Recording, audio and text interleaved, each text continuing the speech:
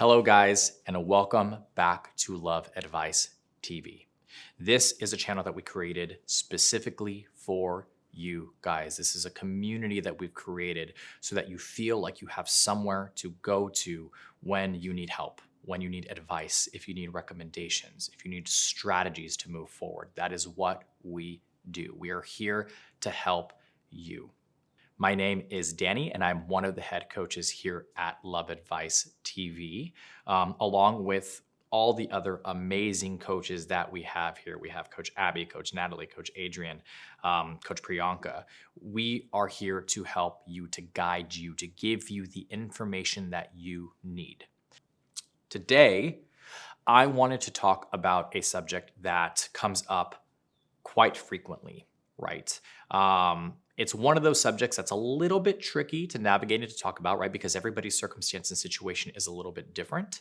And I think a lot of people have a tendency of taking this word and applying it to their situation and assuming that that is what's going on with them. But that's why I wanted to provide some clarity around the subject matter. And the subject matter is codependency, how to not be codependent in your relationship. So, where do we start? Where do we go? The first thing that we have to take a look at is understanding and recognizing certain behaviors that would be considered to be codependent, right? So I wanted to go through just a few of them. So the first one is you have a tendency of prioritizing everybody else except yourself, right? So in a relationship, specifically in that dynamic, you have a tendency of prioritizing your partner, your spouse, before you prioritize your needs, right? Their needs are the only thing that matter. And therefore, you don't really pay attention to what your needs are, what you expect. You don't set boundaries or do any of those things because you're just wanting to appease your partner. The second thing is intrusive thoughts, right? So if you are in a relationship with somebody and you are constantly having intrusive thoughts where you are coming up with scenarios in your head, you're assuming things like whenever your partner leaves the house, let's say, for example, they're going to work or they're going to hang out with friends or they're going to go see their family, you are constantly thinking about the worst case scenario. What if they are cheating on me? What if they are lying to me about where they're going? What if they never come back? What if they are unhappy and they haven't told me and this is their plan to get out, right? Those types of thoughts and thinking is most likely an indication that there is some level of codependency that is happening in the relationship. It's an anxious attached style. But again, I digress. That's a totally different subject. We are sticking to codependency. So again, the second one is just intrusive thoughts and really kind of coming up with different scenarios and ideas in your head and assuming things without actually having clarity on them or maybe not even being realistic, right? The third thing is those thoughts lead to controlling behavior, right? So because you do not feel super secure in the relationship unless you are around your partner, unless you can see what your partner is doing and you are involved in their day-to-day life, you start to become a little bit more controlling, wanting to know where they're going, wanting to know when they're going to come back, wanting to know how long they're going to be out for, why is it that they aren't inviting you, and that can come off as being incredibly jealous, right? And it's an insecurity because you have not prioritized yourself. You have not put yourself in a position of power where you feel empowered to be your own individual within the relationship, right? It's an identity crisis. And because you focused all of your time on your partner, the only thing that brings you fulfillment to a certain degree is making sure that you are appeasing your partner and that your partner is prioritizing you. The fourth thing is you have this deep fear of rejection or criticism, right? Because if you are spending a majority of your time trying to appease your partner and you are putting your needs last and their needs first, and they still aren't accepting certain things, right? Maybe they're rejecting certain things that you are suggesting. Maybe if they ask, if they want to go out and hang out with their friends and you ask if you can tag along and they say, no, I really just want to have, a guy's night or a girl's night or whatever the case may be. and you take that as rejection and it impacts you on a deeper level, it's something to be consciously aware of. It's something to really think about, because at the end of the day, it's actually incredibly normal for people to have individual lives within the relationship. It's healthy, right? These are what we call healthy boundaries. Maintaining a sense of self-identity within a relationship is incredibly important in order to maintain and sustain a healthy relationship. So the question is, what do we do?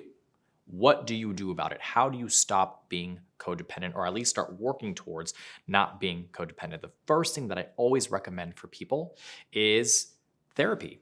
If this is something that is deep rooted, if there are traumas in your life, if there are experiences that you have had up until this point that have caused you to become this attached or this insecure, it's something that you're probably going to have to work through.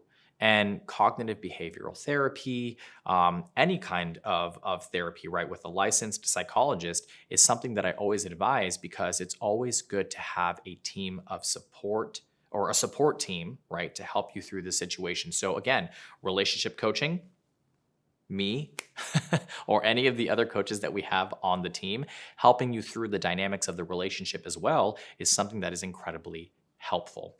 The second thing is you have to create a healthy routine for yourself. And as difficult as this may be, because you have become so used to putting yourself second and your partner first, that it's going to feel a little bit awkward, but it's absolutely necessary in order for you to be able to start to break the cycle of codependency. Start small. Doesn't have to be anything big or grandiose, right? So whether it be you go on a walk once a day by yourself for a certain amount of time, so you kind of get used to really spending time with yourself.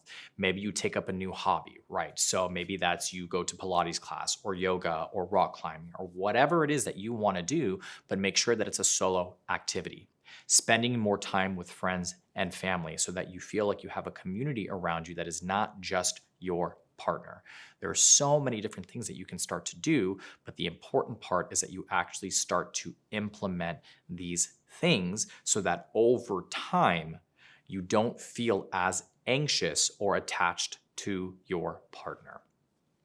The last thing, and it's correlated to the second thing that I was talking to, but create a bucket list for yourself, right? Things that you've been wanting to accomplish, things that you've been wanting to do, but you just haven't prioritized them because you've really just been focused on the relationship and your partner.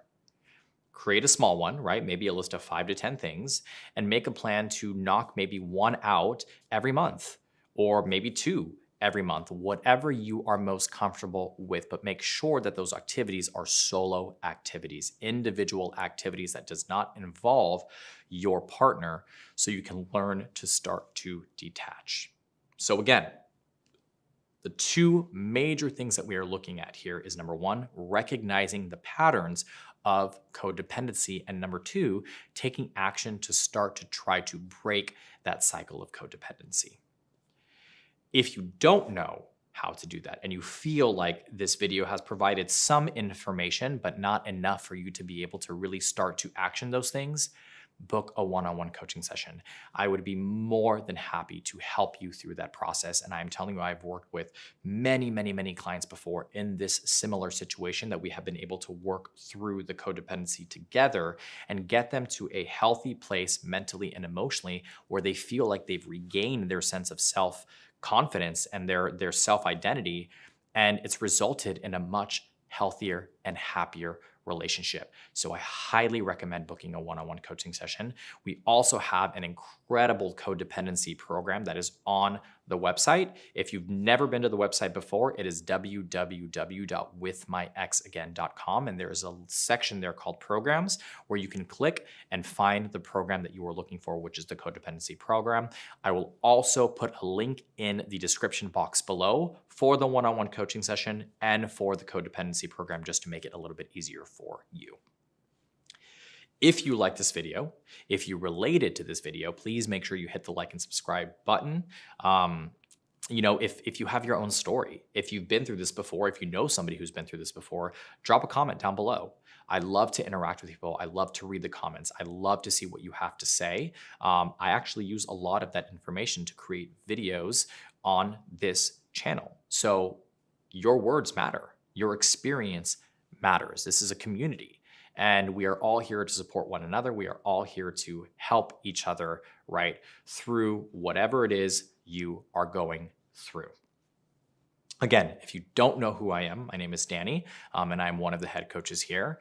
If you feel like you need a little bit more information, right, you want a little bit more detail, you can go to the website, like I mentioned, www.withmyexican.com, where we have a ton of articles and blogs and videos that you can utilize to get that information that you're looking for. But again, the best thing that you can possibly do, and I'm telling you guys, it will change your perspective. It'll help you get on the path that you were looking for, is to book a one-on-one coaching session. I would be more than happy to support you through that. And you can find my profile on the website as well to book your coaching session. I hope you guys are staying happy and healthy. And again, my name is Danny. I'm your life and relationship coach, and I will see you guys on the next video.